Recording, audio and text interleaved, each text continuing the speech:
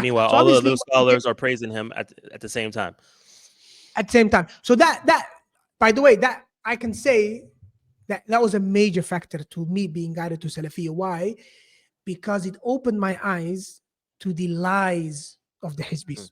Before that, you have full confidence in what they say. They are your mashayikh.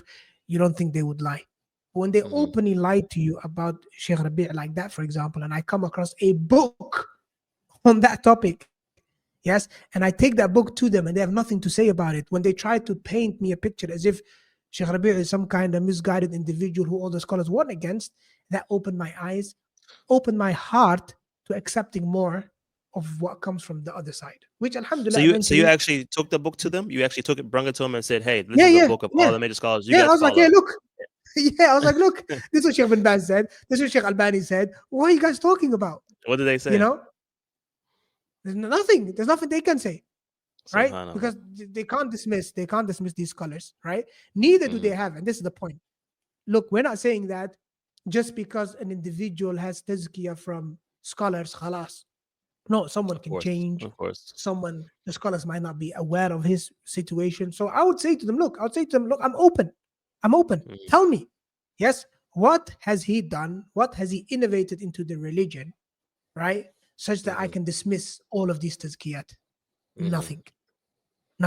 Oh no, but he talks about individuals. Yeah, I said to him, well, that's refutation. It's part of the deen. What's the issue, right? Exactly. Yeah, but this, and they just have nothing. And that's really emotions. the reality. That's the reality when it comes to all those who attack Shaykh Rabīʿ. Just like Shaykh Albani said, he said those who speak about them, they don't speak with knowledge ever. صح? Shaykh Rabīʿ, rahimahullah ta'ala, يخطئ ويصيب just like everybody else. But there's a difference between a scholar being mistaken on something, yes, and attacking a scholar and dismissing him, which, ma'alish, if you allow me, brings us to the two extremes. Right?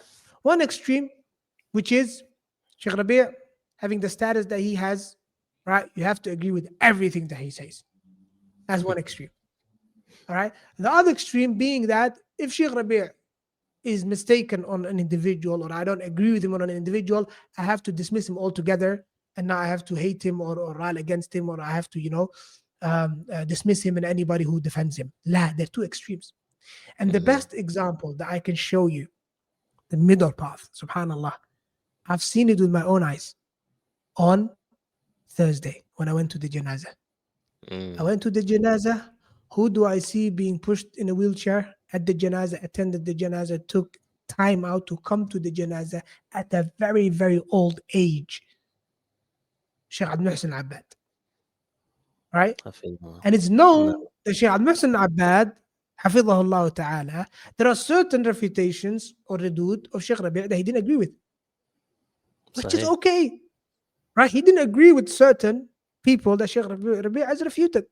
But at the same time, he maintains that love and respect for Shaykh Rabīʿ, for everything he's done for the ummah, even though he disagrees with them on certain individuals. Okay? So now, what do some people do? And we've heard it with our own ears. I'm sure you've heard it too. You hear people talking ill about the Shaykh Abdul-Muhsin Abbad. Why? Because he didn't agree with Shaykh Rabīʿ on his refutation of such and such. Ma hada. Okay? That's not what it means, right? To respect the scholars. That's not what it means to be upon Salafi, that you agree with one scholar on everything, right? Likewise, I've come across brothers, and maybe you have too, Abdul-Hameed, who, when they start disagreeing with Shaykh Rabīʿ on one individual, yes, before you know it, they've got a grudge against the Shaykh. Before you know it, they start speaking ill of the Shaykh. Before you know it, they start becoming comfortable with those who attack the Shaykh. Okay? All right, you disagree with the Shaykh on his refutation of such and such. Okay, that's fine.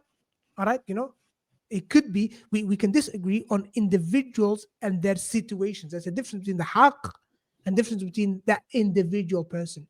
This Shaykh might have not seen what Shaykh Rabīʿ has seen in this individual, right?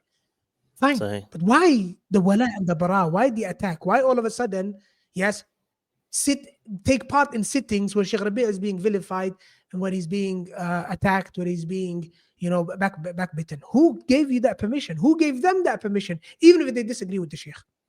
You see, I think the it's, two you're extremes. Allah musta'an.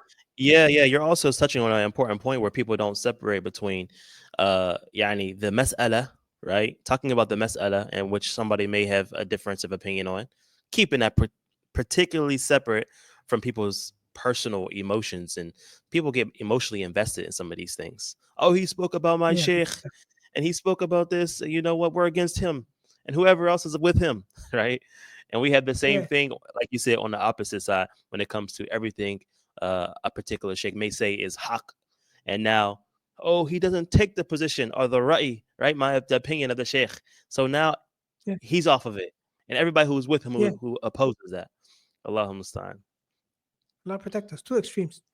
Yeah. Allahumma musta'an. Jazakallah khair. Yeah, as far as me, when I came to first meet the sheikh, rahimahullah ta'ala, it was when I first started studying. Actually, it might have been my first visit. Yeah, it was my first visit to Saudi Arabia, and this was in 2011. And I was studying in Egypt at the time, and I had took a very small weekend to travel to Saudi Arabia to make Umrah. And I remember when I first went to go travel and I was making Umrah, I was by myself, and I just was at the Kaaba making tons of dua, to get accepted into the Jamia, And alhamdulillah, the Kabul for the Jamia came the semester after in Jamia Islamiyah, and likewise Jamia Imam. Ala kulli hal, when I was there in Mecca, this is where, at the time where Sheikh Rabīʿ was living there was a brother by the name of Jamil, who he was studying at Qura. He picked me up.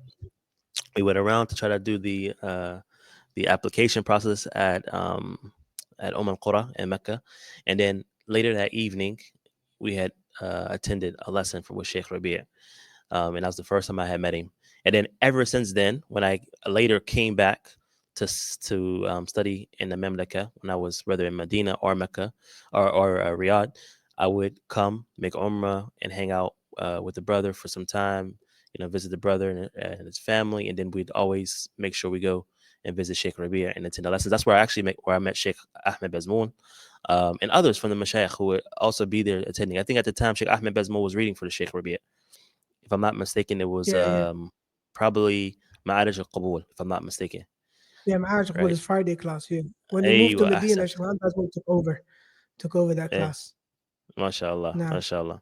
Yeah, so that yeah, was the first time I had met him, and it was in his house, and students from all over the place would attend. The sheikh would take yeah. time talking to the students.